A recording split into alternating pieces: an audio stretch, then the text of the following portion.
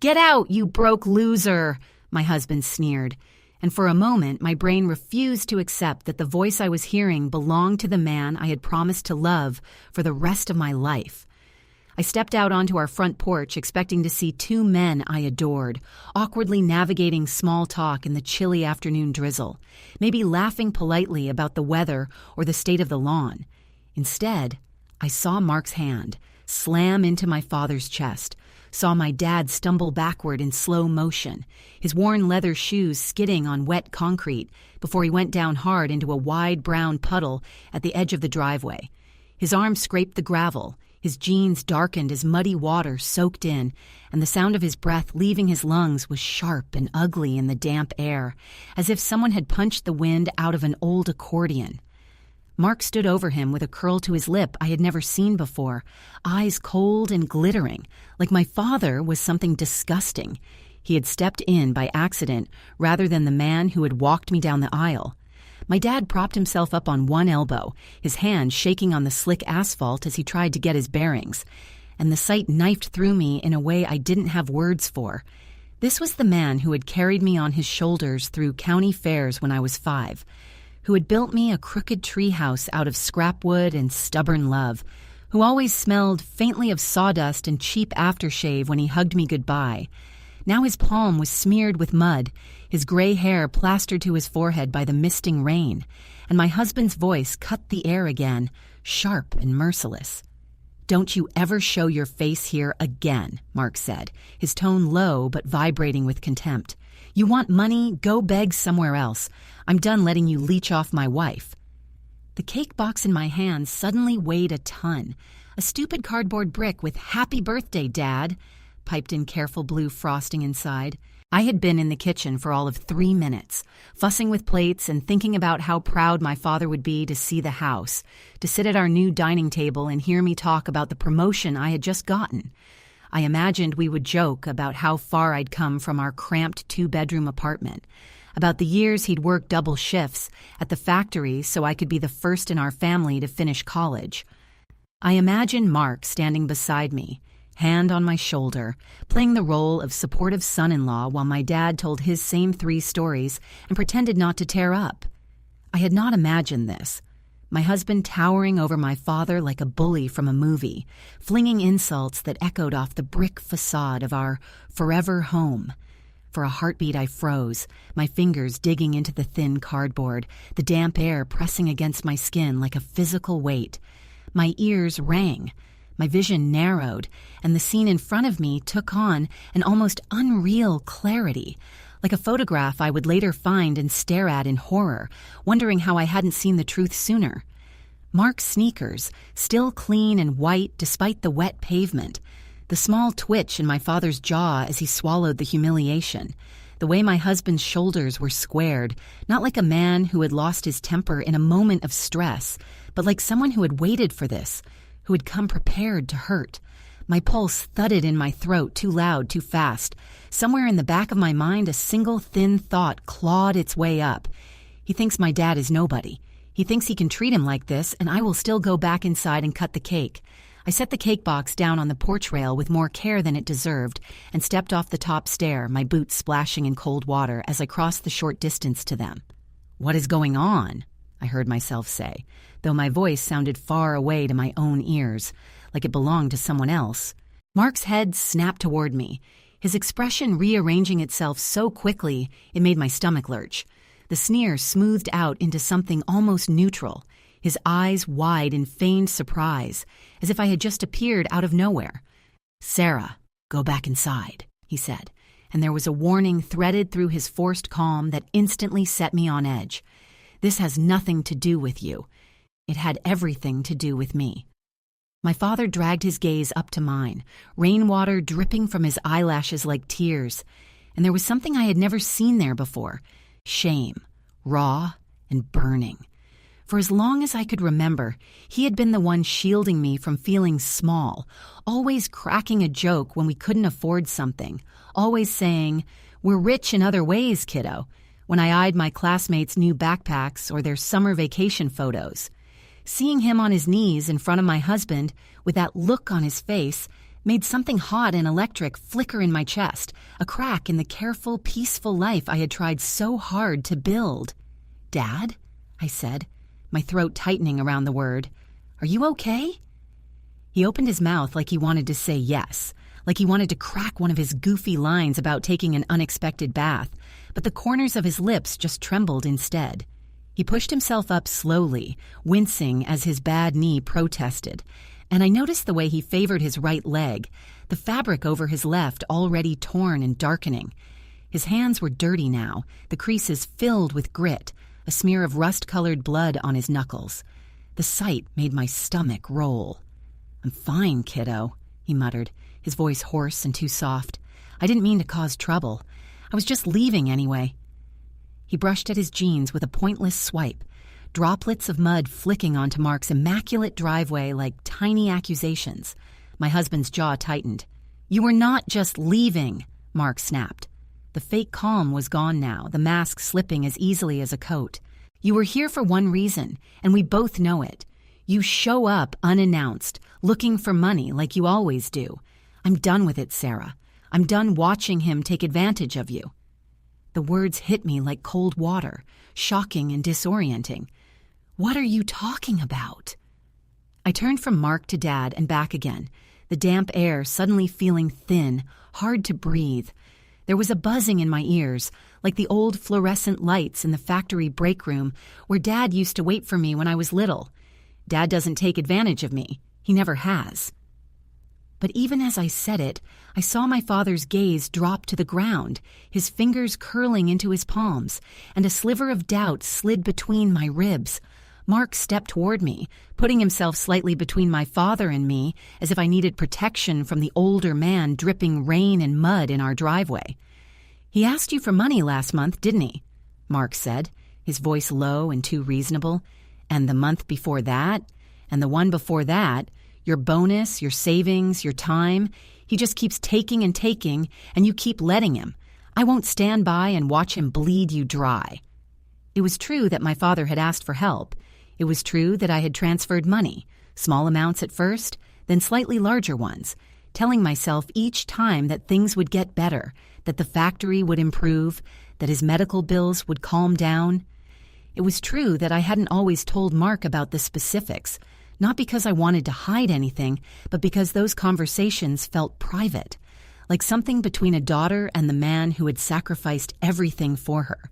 I opened my mouth to respond, but my father beat me to it.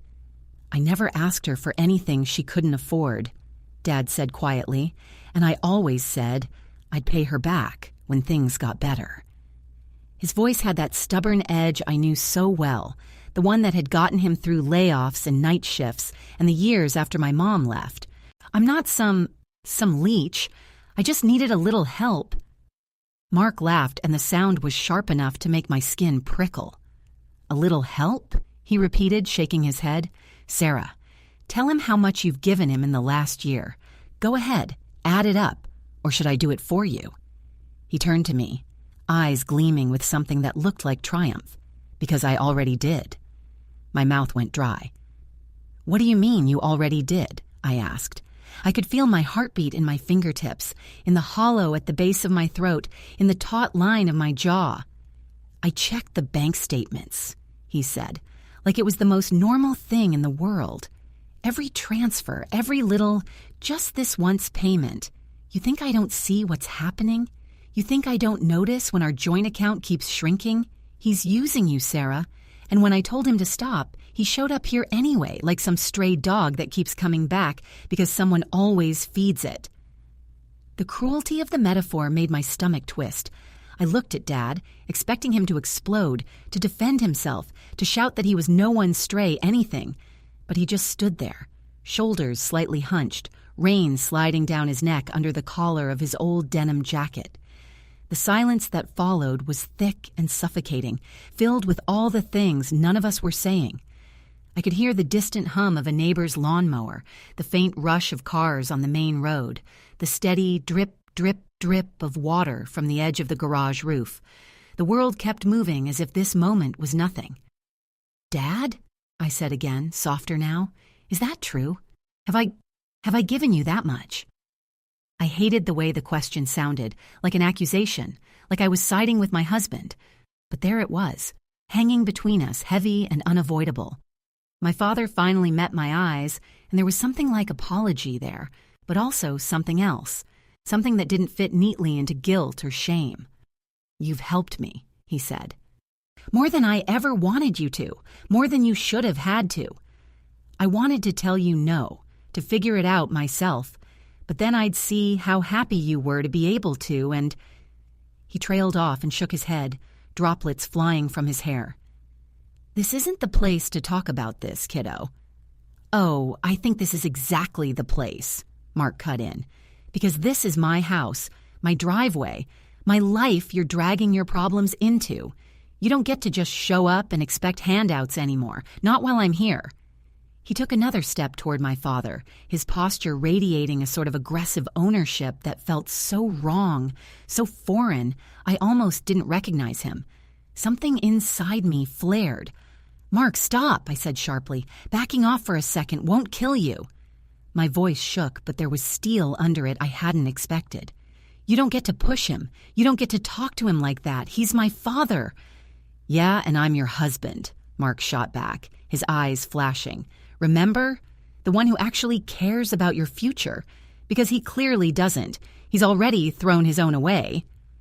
The words were like a slap, and in that instant I saw my father flinch, just slightly, like Mark had landed another physical blow. My mind flashed back to the phone calls over the past year, to the tremor in Dad's voice when he told me about the layoffs at the plant, about how his back hurt so much some nights he couldn't sleep, about how the insurance company kept denying certain treatments. I had filled in the gaps with my own narratives, assuming he was embarrassed, that he didn't want to burden me. It had never crossed my mind that Mark viewed those same calls as evidence of my father's selfishness. "Say you're sorry," I heard myself say, my focus narrowing to a single point. Mark's face, the hard line of his mouth, the defiant tilt of his chin. Right now, to him, for pushing him, for calling him a loser, for everything you just said. Mark blinked, then laughed, the sound brittle and disbelieving. "You can't be serious," he said. "I'm the only one here telling you the truth, Sarah. You should be thanking me, not—" My father lifted a hand, palm outward, as if to physically stop the words. "It's okay," he murmured. "Sarah, it's fine. I shouldn't have come. I didn't mean to cause all this." He tried to straighten fully, but winced, his fingers brushing his left knee. A darker stain spread there, not just mud this time. My stomach dropped when I realized it was blood seeping through the torn denim. "It's not fine," I snapped, surprising myself with the intensity in my own voice. "You're hurt, and you came because I invited you. It's your birthday, remember?" I pointed stupidly back at the porch, where the white cake box sat alone in the gray light like some terrible joke. "I wanted to celebrate with you. I wanted you to see the house. I wanted—" My voice broke. I swallowed hard and forced the words out. "I wanted you to feel welcome here." My father looked at the house then, really looked at it. The clean lines of the gray siding, the glossy black front door, the little porch swing I'd picked out because it reminded me of the ones on all the perfect houses in magazines. His gaze flicked briefly to the large front window, where the reflection of the three of us shimmered faintly in the glass, warped by raindrops. He inhaled slowly, his chest rising and falling under the worn jacket, and for a second I saw the pride there, the same quiet pride he'd had when he watched me cross the stage at graduation. Then it was gone, replaced by weary resignation. "You did good, kiddo," he said softly. "You built yourself something beautiful. I'm glad I got to see it, even if it's just from the driveway." He gave me a smile that didn't quite reach his eyes and shifted his weight as if to turn away. "You're not leaving," I said quickly. "You're coming inside. We'll clean up your knee and have cake and—" "No," Mark interjected, his voice slicing across mine. "He's not coming inside." He looked at me like he couldn't believe we were still having this conversation. "I already told him to leave, Sarah. I meant it. I won't have him in my house." The words hung in the air, heavier than the low clouds above us. My house. He had said it twice now. My house. As if I had not scraped and saved and worked overtime for years to afford the down payment. As if I did not pay half the mortgage every month out of my own salary. As if my name were not on the deed right next to his. A cold ripple went through me. The first faint warning tremor of a much larger quake I didn't yet know was coming. "Mark," I said slowly, tasting each syllable like it might burn my tongue. "This is our house, not just yours. And my father is not some random stranger off the street. He is family. If anyone gets to decide whether he can cross that threshold, it's me." Mark's expression shifted, something like annoyance flashing into anger. "You're emotional," he said with the dismissive tone that always made my skin crawl. "You're not thinking straight. He's manipulating you like he always has. You can't see it because you're blinded by loyalty, but I'm not. I see exactly what he's doing." My father let out a breath, the sound more like a sigh than anything else. "You know what, Sarah?" he said quietly. "It's okay. I don't want to cause any more arguments between you two. I've done enough of that, apparently." He wiped his hands on his jacket, smearing the mud into darker streaks, and reached into his pocket. I expected him to pull out his car keys, or his old flip phone, the one with the cracked screen he refused to replace. Instead, he pulled out something small and metallic that glinted dully in the gray light. It was a key, a simple, unremarkable house key on a little metal ring with a faded blue plastic tag. He turned it over between his fingers, the gesture gentle, almost reverent. "I was going to give you this inside," he said, looking at me rather than Mark now, "at the table. After we ate cake, I had this whole thing planned in my head, with a speech and everything, but I guess now is as good a time as any." He offered the key to me, holding it out on his open palm, his hand still shaking slightly from the fall. I frowned, confused, but extended my own hand automatically. The metal was cold and a little slick from the rain, the familiar weight of a key without any context. "What is this?" I asked. "That," he said, and there was a strange mix of pride and sadness in his voice, "is your key to a place where you will always be welcomed, where no one will ever tell you that you can't bring your father in for a slice of cake." He smiled, a small, crooked thing. "Happy birthday to me, I guess." I blinked, the key digging into my palm as my fingers closed around it. A place where I would always be welcomed. The words hummed under my skin like a low-voltage current. I opened my mouth to ask what he meant, but Mark cut in again, unable to leave anything alone. "Oh, give it a rest," he scoffed. "What, did you rent some dump and put her name on the mailbox to make yourself feel better? That's not how any of this works. She has a real house now. She doesn't need whatever little shack you're dangling like a prize." He took a step closer, crowding my father's space again, his voice dripping with contempt. "You really will try anything, won't you?" The look my father gave him then was new, too. Not the resigned weariness from before, not the shame or the stubborn pride, but something harder, sharper. It was the look of a man who had been insulted one time too many, who had listened to someone talk without understanding they were standing on the edge of a cliff they couldn't see. For the first time since I had stepped out onto the porch, my dad straightened to his full height, ignoring the protest in his knee, and the years seemed to fall away for a brief moment. I could suddenly picture the younger version of him I had seen in faded photographs, standing beside a car he'd rebuilt from scratch, grinning at the camera with grease on his hands and confidence in his eyes. "You don't know anything about how this works," he said quietly to Mark. "You've been playing at being a grown man for what, 5 years? 6? You think a mortgage and a job title make you important? You think talking down to people who had less makes you powerful?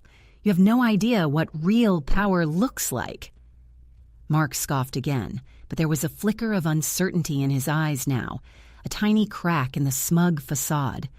"Says the guy who can't even pay his own medical bills," he said. "Please, you're pathetic, old man. Just take your pity key and go." My father's gaze slid back to me, and for the first time that day, I saw something like calculation there, like he was making a decision he had been putting off for a long time. He inhaled slowly, then exhaled, the breath misting faintly in the cool air. "Sarah," he said, his voice steady in a way that made me straighten involuntarily. "Do you trust me?" The question landed between us like another object, something fragile and sharp we could all see but none of us wanted to touch. Mark snorted. "Clearly she shouldn't," he muttered. I swallowed, the key still warm now in my clenched fist. My mind was a mess of images and facts and emotions. My father in the puddle, Mark's hand on his chest, the bank transfers, the late-night calls, the tired lines around Dad's eyes, the promotion I had just gotten, the mortgage documents on our kitchen table.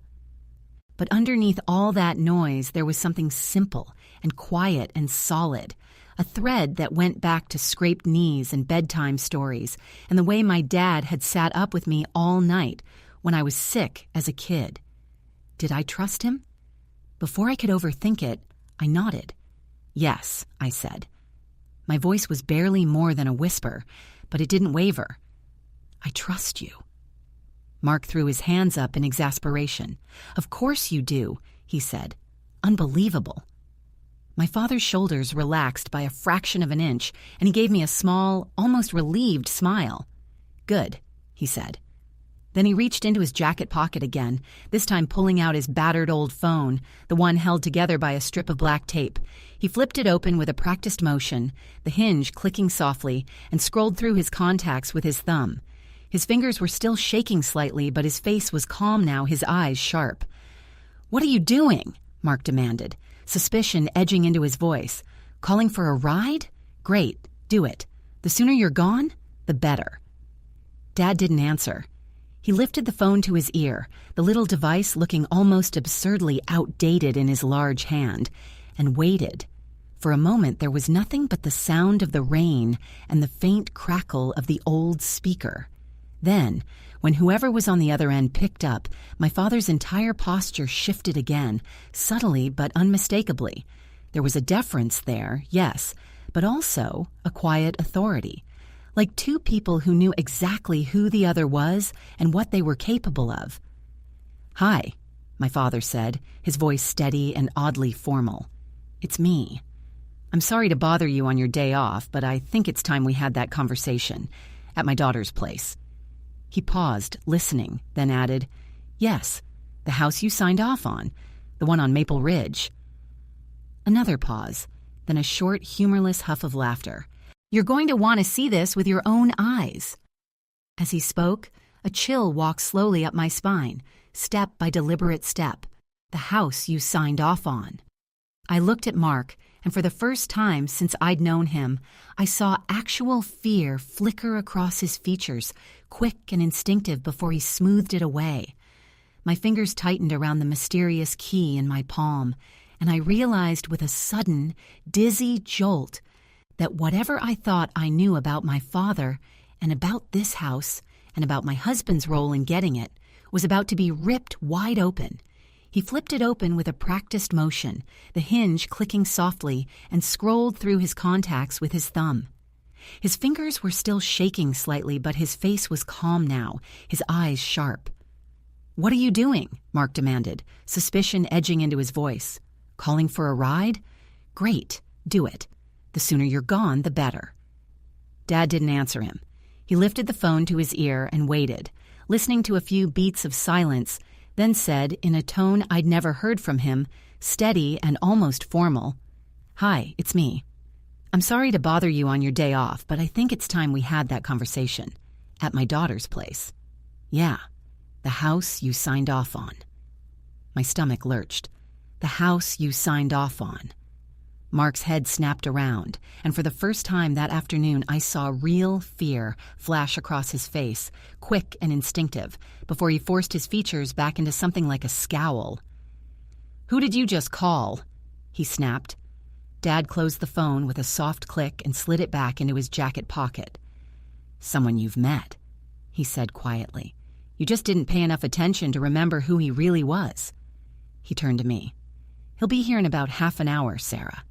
Maybe put some coffee on." The weird normality of that suggestion made the whole scene feel even more unreal. Coffee. Like this was a regular Sunday visit and not my life ripping open in the driveway. Rain misted on my face, cold and fine, and my fingers tightened around the mysterious key still pressed into my palm. "You don't get to invite people here," Mark barked. "This is my house." "Our house," I corrected automatically. The correction felt small but important, like tugging at a loose thread you suddenly realize might unravel the whole sweater. "And you don't get to assault my father and then act like the victim because he made a phone call." "You're overreacting," Mark shot back. "He's been sponging off you for years. I finally push back and suddenly I'm the bad guy. Classic." My father let out a quiet, disbelieving laugh. "Pushing back and literally pushing a man with a bad knee into a puddle are two different things," he said. "But you keep telling yourself whatever helps you sleep." The three of us stood there in the cold drizzle, the tension so thick it was almost a taste in the back of my throat, metallic, sour. A car passed on the main road, sending a wet hiss through the air. Somewhere, a dog barked. Normal sounds, in a moment that felt like the opposite of normal. "Dad, go sit in your car for a bit," I said finally, my voice low but firm. "Please, keep your phone on. When he gets here, I'll come get you. I want you here for whatever's about to happen, but I need to talk to Mark alone first."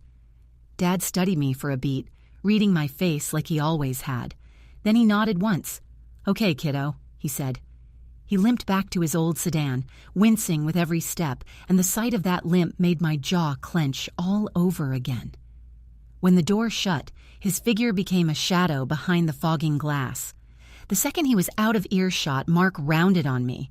"What the hell are you doing?" he hissed. "Why are you siding with him? Why are you letting him drag some stranger into our business?" "He's not a stranger to you," I said. "You're scared. I saw your face when Dad said the house you signed off on. So stop pretending you have no idea what this is about and start talking." Mark stared at me, rain beating on his eyelashes. For once, he didn't have a quick answer. "Did you know," I pressed, "that my father had anything to do with this house? With how we got it after our first loan got denied?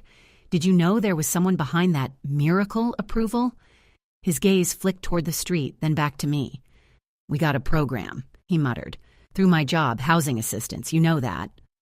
"I know the bank told us we were lucky," I said. "I know they said Barnes Holdings like it was some faceless company. I don't know how my father fits into that. You clearly do, so tell me."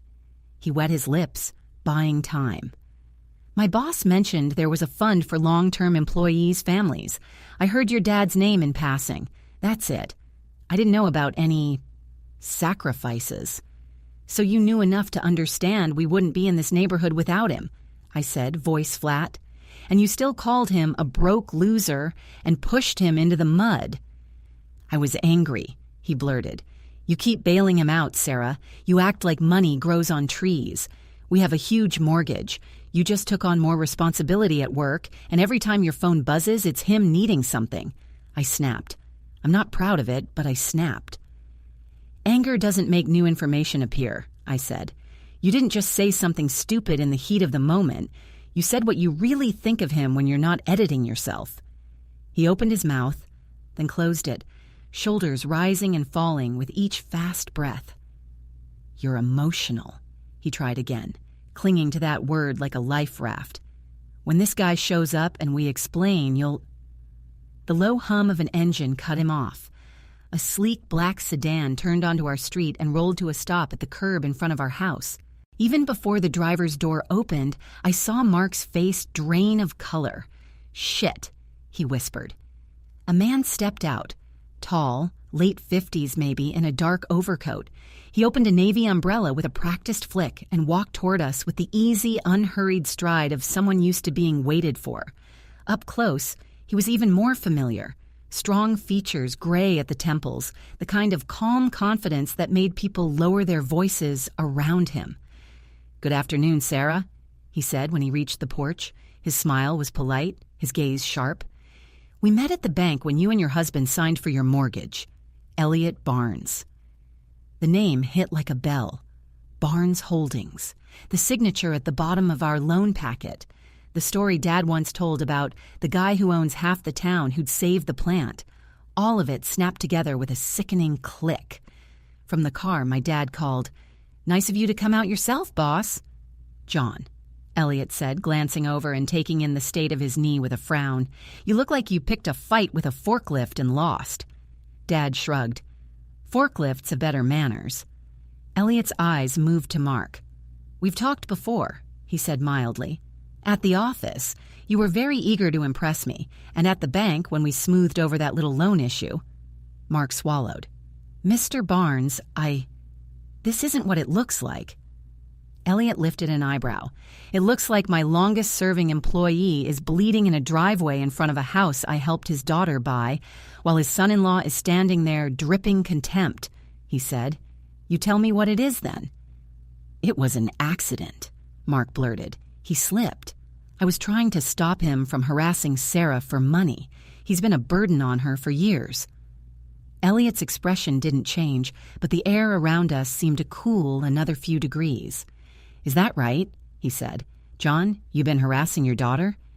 Dad snorted. I asked her for help when the insurance wouldn't cover some tests, he said. She offered more than once. I never twisted her arm, but sure, let's call that harassment. Elliot looked back at Mark. John has worked for me for almost 30 years, he said evenly. In that time, he has taken exactly one favor. He could have retired 5 years ago on a very comfortable package. He refused. Told me to put the money into a fund for employees' kids instead. That fund paid half of your down payment when the first bank said no. That's the only reason you're standing in this zip code. I felt the blood drain from my face. The Housing Assistance Program, I whispered. You told me it was some general corporate thing. It is a corporate thing built on men like your father, Elliot said. He insisted we structure it so his daughter could apply if she qualified. She did.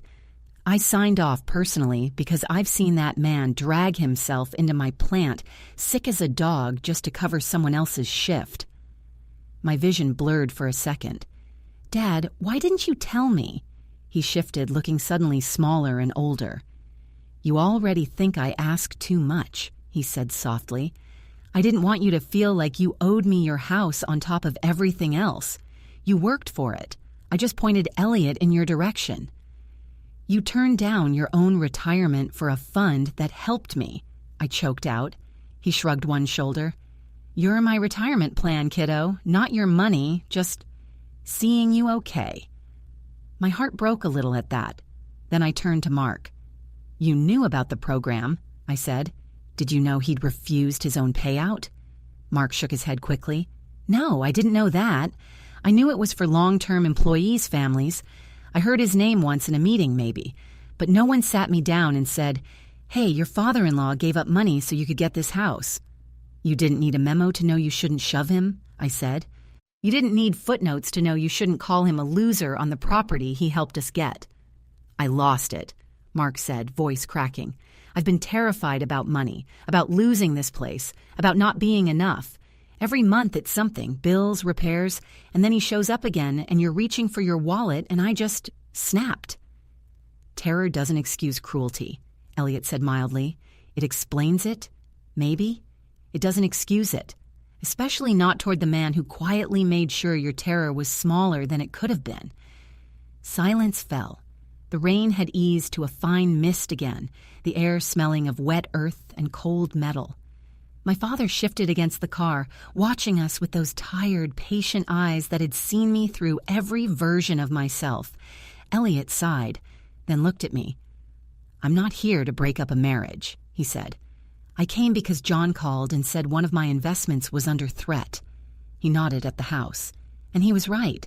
We didn't write checks so my employee's daughter could be treated like she has to choose between her husband's ego and her father's dignity. I swallowed hard. What does that mean exactly? It means, he said, that if you decide this environment is hostile and you want out, you have options, legal ones. You're on the deed. The grant contract has protections. My legal department is very good at enforcing them. His gaze flicked to Mark. And I'm not in the habit of continuing special treatment for people who treat my people like trash. Mark looked like he might be sick. You'd fire me, he whispered. I'd review your position, Elliot said coolly. and I'd certainly stop bending rules in your favor. But that's not today's conversation. Today is about John and Sarah. Somewhere inside me, something finally settled. A line, clear and bright, that I hadn't known how to draw before. I turned fully toward Mark. You knew enough to understand that without him, this house doesn't exist for us, I said quietly. You knew what he means to me. And when you were angry, when you were scared, when no one was watching but me, your instinct was to treat him like garbage. I'm sorry, he said, the words ripped out of him. I am. I'm so sorry. I'll apologize properly. You will apologize, I cut in, whether or not it fixes anything.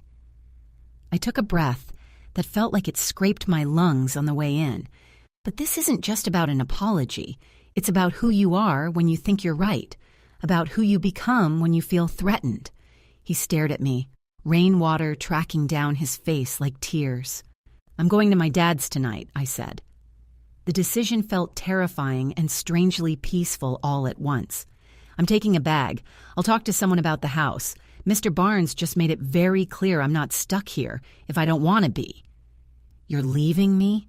Mark whispered. I'm leaving this version of us, I said. The one where my father is a problem to be managed instead of the man who carried me here on his back. If there's a version where you understand that, maybe we can talk about it someday. But I can't find it while I'm standing in the house you just tried to gatekeep from him. He reached toward me, then let his hand fall. I love you, he said, desperate. I love you, I answered, because it was still true. But I love the person my father taught me to be more, and she doesn't stay where people like him are shoved into puddles and called losers. I turned to my dad. Can I still use that key? He smiled, small and a little sad. It was always yours, he said. A little later, when my suitcase was packed and sitting by his trunk, Elliot shook my hand, promised his office would call, and drove away. Mark stood on the porch, watching us, a man suddenly confronted with the fact that the ground he'd claimed wasn't really his. As Dad pulled away from the curb, the house grew smaller in the rearview mirror. My chest hurt, but the key in my pocket felt solid against my leg, a quiet weight. Mark had thought he was humiliating a broke loser that afternoon. He had no idea he was shoving the man who had quietly financed our future. And he had no idea that with one short call and one small key, my father had given me everything I needed to walk away.